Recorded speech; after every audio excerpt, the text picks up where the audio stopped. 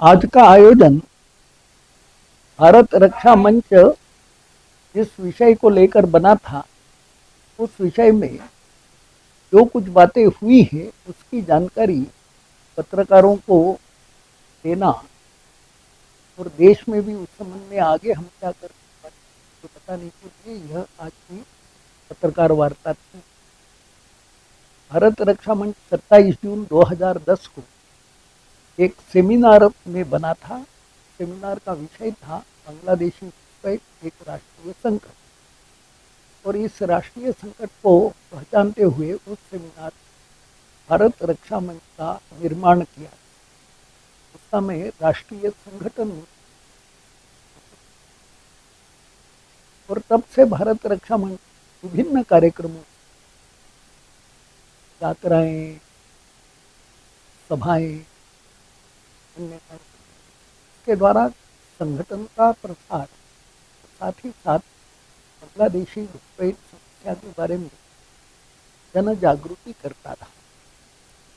ये सब करने के बावजूद आज भारत रक्षा मंच संगठन बनाने में तो पूरे देश में सभी राज्यों में आज भारत रक्षा मंच पहुंचे हैं, तो फिर भी हमें ये लगता है कि बांग्लादेशी घुसपैठ पर जितना कुछ हम कर रहे थे उस हिसाब से सफलता कम। अभी तक भारत में बांग्लादेशी घुसपैठ को बहुत हल्के से लिया जाता रहा, बल्कि बांग्लादेशी घुसपैठ से हमें राजनीतिक लाभ कैसा मिलेगा, यही सामान्यतः राजनीतिक दल सोचते रहे, और इसलिए बांग्लादेशी घुसपैठियों को लाकर बसाने में भी सहयोग करते रहे।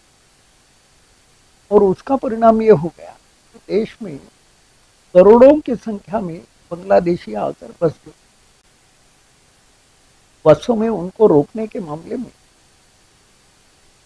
सरकार के पीछे लगे रहना यही एक, पहले हमने कुछ ऐसे काम किए किंतु ध्यान में आया कि ये एक संगठन के लिए संभव नहीं है, सरकार कोई संभव, सरकार के पीछे लगे।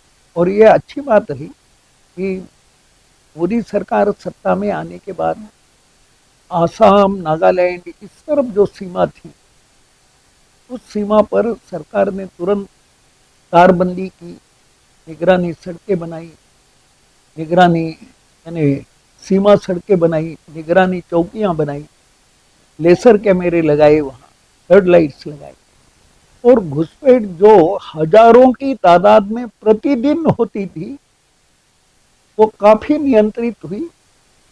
5-6 चोरी छुपे बिल्कुल ही कहीं से ऐसे आ गया तो कोई, किंतु इतनी लंबी सीमा पर आसाम, नागालैंड, त्रिपुरा, इस सीमा पर सरकार ने ये सारी व्यवस्था करके और घुसपैठियों को रोका।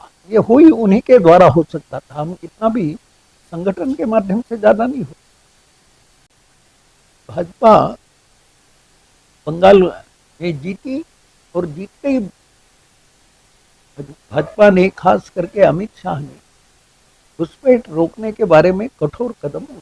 भारत रक्षा मंच, इसकी स्थापना 27 जून 2010 को भोपाल में एक सेमिनार आयोजित हुआ जिसका विषय था बांग्लादेशी घुसपैठ एक राष्ट्रीय संकट।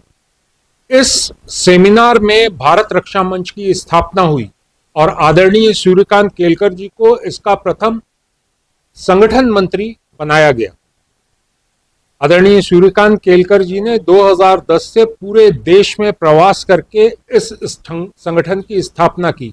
आज हम बड़े गर्व से कह सकते हैं कि पूरे देश में भारत रक्षा मंच की शाखाएं हैं, कार्यकारिणियां हैं, जिला स्तर और तहसील स्तर तक हमारी कार्यकारिणियां मौजूद हैं। भारत रक्षा मंच का उद्देश्य, जैसा कि सेमिनार में निश्चित हुआ था, कि बांग्लादेशी घुसपैठ एक राष्ट्रीय संकट, ये जो मूल कारण है, इसके पीछे का जो मुख्य कारण है कि भारत का इस्लामीकरण न हो। जिस प्रकार से हमारे देश में तकरीबन 7 करोड़ के करीब बांग्लादेशी घुसपैठिए, मुस्लिम घुसपैठिए, बहुत स्पष्ट मुस्लिम घुसपैठिए यहां पर आ चुके हैं, और उन्हीं के कारण देश में अपराध, आतंकवाद और छोटे कारोबारों पे जो कब्जा किया गया है, वह बहुत स्पष्ट है। बांग्लादेशियों को चिन्हित करना और उनको चिन्हित करके उनका नाम निर्वाचन सूची में से निकालना और उनको डिपोर्ट करना, इन उद्देश्यों के साथ भारत रक्षा मंच लगातार कार्य कर रहा है। वर्तमान में केंद्र सरकार और कुछ राज्यों की सरकारों ने इसके ऊपर संज्ञान लिया है और निरंतर इसके ऊपर कार्य करना प्रारंभ हुआ है। बंगाल में अभी अभी बीजेपी की शासन प्रारंभ हुआ है। उन्होंने सीमा सुरक्षा, सड़कों का निर्माण करना, सीमाओं पे फेंसिंग करना, ये प्रारंभ किया है। आगे आने वाले समय में जैसे ही घुसपैठ कम होती है और हम बांग्लादेशियों को चिन्हित करके निकालते हैं, बहुत बड़ा डेमोग्राफी चेंज जो है वो देखने को आप सभी को मिलेगा।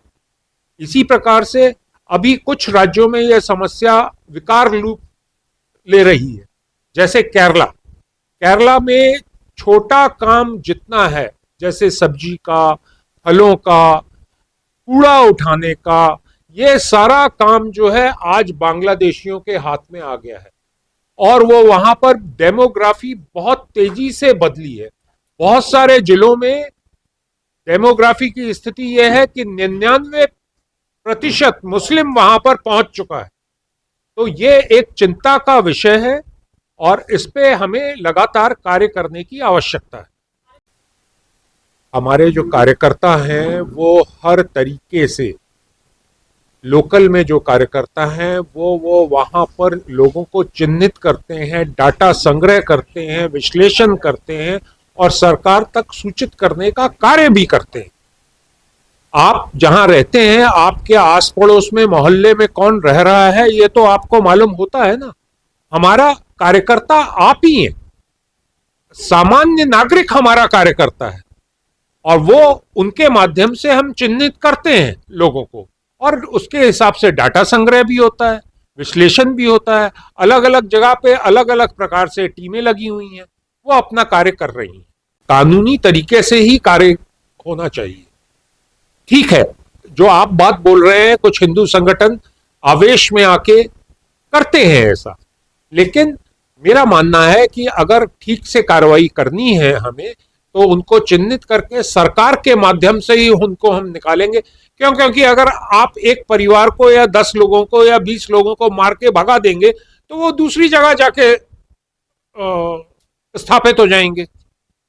लेकिन अगर हम सरकार के माध्यम से करेंगे तो उनका आधार कार्ड, राशन कार्ड, ये सब निरस्त होगा और उनको डिपोर्ट करने के लिए सरकार प्रयास करेगी।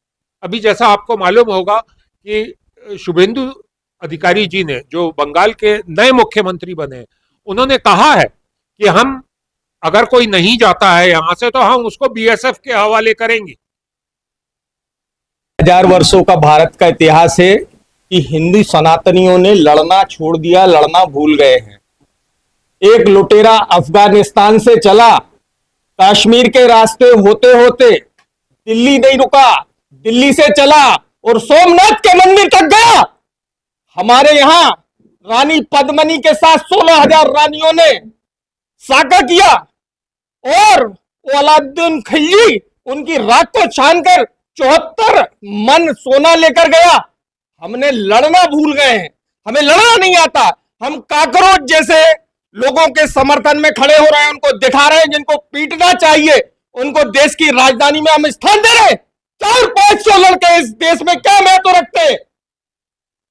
150 करोड़ की आबादी का देश, 100 करोड़ हिंदुओं का देश, लेकिन लड़ना हमें आता नहीं, हमें हमारी बात रखना आता नहीं। हम रखते भी हैं तो सेक्युलरिज्म का बुर्का पहन के हमारी बातों को रखते हैं। आज भी हम मियाओं को विशेष समुदाय का कहते हैं। हमारा मीडिया यह नहीं कहता कि मुसलमान जिस बेशर्मी से अपराध कर रहा है उसको मुसलमान तो कहो, यह कहने में भी शर्म आती है। मेरे मीडिया के बंधुओं से मेरा आग्रह है, भारत रक्षा मंच के माध्यम से 2010 से हम इस आवाज को गली मोहल्लों में पत्र के माध्यम से, पत्रकों के माध्यम से, बैठकों के माध्यम से, प्रदर्शनों के माध्यम से रख रहे हैं कि भैया शत्रु बोध हमारा हो। हमारे शत्रु कौन है? हमारे मित्र कौन है, जब तक हम यही नहीं जानेंगे तो हम लड़े किससे, पता ही नहीं है। जैन जी जो लोग देश के गद्दार हैं उनको हम वोट देने जाते हैं, अरे उनको निकाल के लुटियन दिल्ली से आग लगा दो। क्रांति के बिना शांति आती नहीं है। फ्रांस हो, अमेरिका हो, रशिया हो, यूएसए हो, यूएस हो, दुनिया के किसी भी इतिहास को उठा के देख लो, जब तक आप अपने अधिकारों के प्रति लड़ोगे नहीं, और बहुत बड़े संगठनों की आवश्यकता नहीं है। भारत रक्षा मंच अभी हिंदुस्तान के हर जिले में है, हर स्टेट में है, हम फेल गए हैं। अब हमें छोटे छोटे संगठनों की जरूरत है, जो जहां है वहां पे अपने स्तर पे विरोध दर्ज कराए और पूरी ताकत से कराए। ऐसे नहीं होगा कि हम औपचारिकताएं करें, औपचारिकताओं का समय गया। मुस्लिम आबादी जिस तरह से बढ़ रही है, यदि हम नहीं लड़ेंगे और हम हमारे अधिकारों के प्रति एकजुट होकर नहीं लड़ेंगे तो आने वाले समय में बहुत बड़ा खतरा है। रक्षा मंच पूरी भारत की रक्षा करना चाहते हैं और हमारा भारत है, भारत किसी और का नहीं, हम सबका भारत है और इसकी रक्षा करना हमारा जो संस्था है, माननीय सूर्यकांत केलकर जी जो आदरणीय गुरु जी हैं, इन्होंने हम सबको तैयार किए हैं जो अपनी माँ भारती के लिए मर जाओ मिट जाओ। और भारत में कोई भी अनाधिक्त कार्य करता है, 2 नंबर की धंधा करता है, माँ भारती के आंचल को लूटने का प्रयास करता है, उसकी फन को सीधे कुचल डालो। जहां भी अब सरकार है, एनडीए की सरकार है, वो सारे सरकार जागरूक हो रहे हैं और हम लोग इन सरकार के पीछे प्रोत्साहन करते करते इनके पीछे भी लगे हुए हैं। जैसे खेत में बैल जाता है और पीछे से जो जोतता रहता है उसे कुछ बोलना पड़ता है, आगे बढ़ो, जोश देना पड़ता है। तो मेरी सरकार अच्छी कार्य कर रही है। माननीय गृह मंत्री जी को बहुत बहुत धन्यवाद है, गुरु जी की तरफ से भी धन्यवाद है। और हम लोग उनको हर समय, हर वक्त, हर विषय को लेके हम लोग जागरूक करते रहेंगे। और मेरे देश के लाखों युवा मेरे भारत रक्षा मंच से जुड़े हैं और मैं आप लोगों की सब चैनल के माध्यम से कहता हूं, अगर माँ भारती का आंचल आने वाला भविष्य के लिए सुरक्षित करना है तो हर एक युवा भारत रक्षा मंच से जुड़े, ना कि ये कॉकरोच, तिलचट्टे, चीटी, समझ गए, मकरे, इन सब के साथ में जुड़े। क्यों? क्योंकि भारत रक्षा मंच में शेर दिल, चिता दिल और माँ भारती के शेर बेटे लोग जुड़े हुए हैं। यहाँ तिलचट्टे का कोई जुगाड़ नहीं है।